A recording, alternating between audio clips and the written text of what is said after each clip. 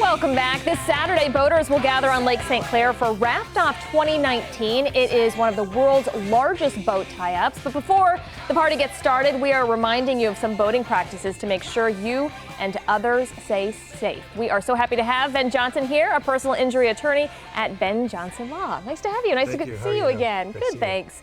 And so, yeah, this is really important. I mean, being out there on the water, having fun, of course, that's what we all want to do, but we have to stay safe. So you see a lot of issues when it comes to alcohol and drugs. It's drunk boating? driving. We think of it, of course, boating, and it was so fun. It's summer. We want to hang out, have a drink, and so forth.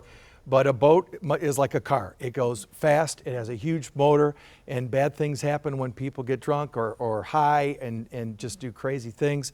And unfortunately, someone like me sees the bad stuff, and people get severely injured and killed just by, quote, trying to have a good time. Yeah, it is so dangerous. And obviously you can get ticketed, arrested. I mean, when it comes to like even boating under the influence. Michigan compiled law 324.8057 and 8076. People don't know, of course, your watchers are going to go home and look that up right away, right? I know, but seriously, it's a drunk driving statute law that you cannot be under. It's the same thing, a .08, just like it would be in a car. Right. So if you're operating it at .08 or higher, you're going to get arrested for drunk driving. Okay. And God forbid, obviously, it increases the likelihood of an accident, and the injuries and deaths that we've seen on the water are no different than just the horrible tragedies that we see on our roadways when people aren't being safe. Yeah, unfortunately, we see that too often. And what about when it comes to just safety flotation devices? I mean, what do we need to know, and how many do we have to have, on your boat? The short answer is you have got to have, it's called a personal flotation device, PFDs,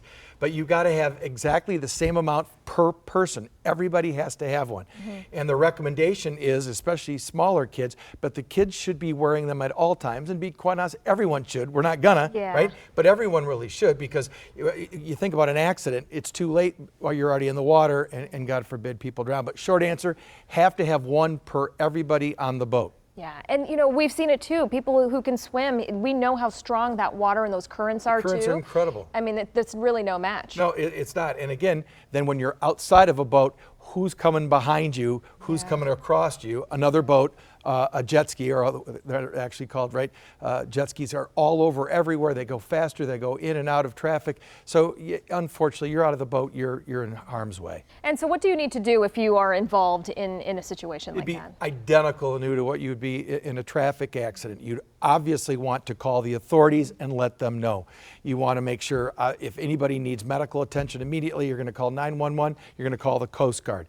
You're going to want to swap information with if there's another boat involved or another person involved. You're going to want to take photographs, and you're certainly going to want to turn that over to your insurance company, let them know, and God forbid, if you're severely injured, you're going to probably want to talk to a lawyer. Yeah, absolutely. Ben Johnson, thank you so much for coming in. Great Appreciate information. We'll have more on WXYZ.com.